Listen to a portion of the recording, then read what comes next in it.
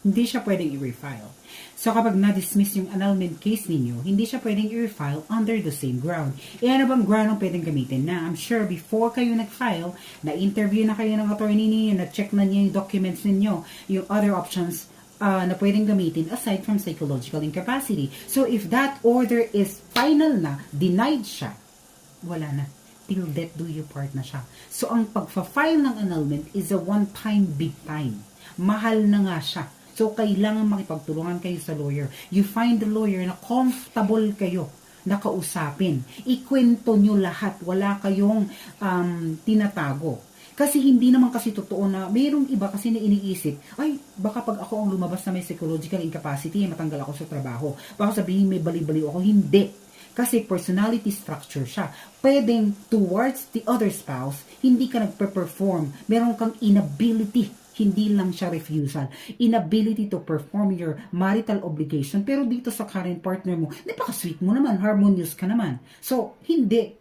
It's his personality structure. Sabi nga ng isang decided cases natin, isabi it's a personal and relational. It pertains to the obligation, marital obligation towards the spouse. So, hindi yung function niya sa society. Nagpa-function sa normal sa society. Pero, sa asawa niya, yung marital obligation, yung nandun sa Article 68 na dapat, tapos dapat ilabas na, grabe, deep-rooted siya. Kahit anong gawin niya, nag-e-exist kasi yung ganong structure ng personality niya, even before the marriage, parang nagpakita lang nung kasal na sila. Diba? So, it's incurable.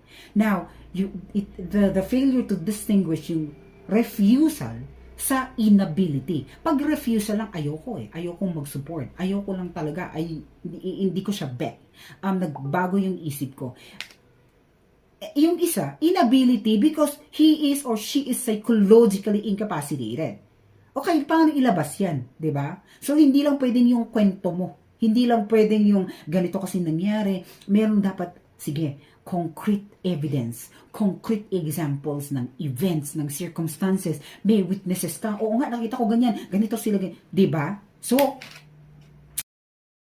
hindi siya pwedeng i-refile. So, kapag na-dismiss yung annulment case ninyo, hindi siya pwedeng i-refile under the same ground. E ano bang ground ang pwedeng gamitin na? I'm sure before kayo nag-file, na-interview na kayo ng attorney ninyo, na-check na niya yung documents ninyo, yung other options na pwedeng gamitin aside from psychological incapacity. So, if that order is final na, denied siya, wala na. Till death do you part na siya. So, ang pagfa-file ng annulment is a one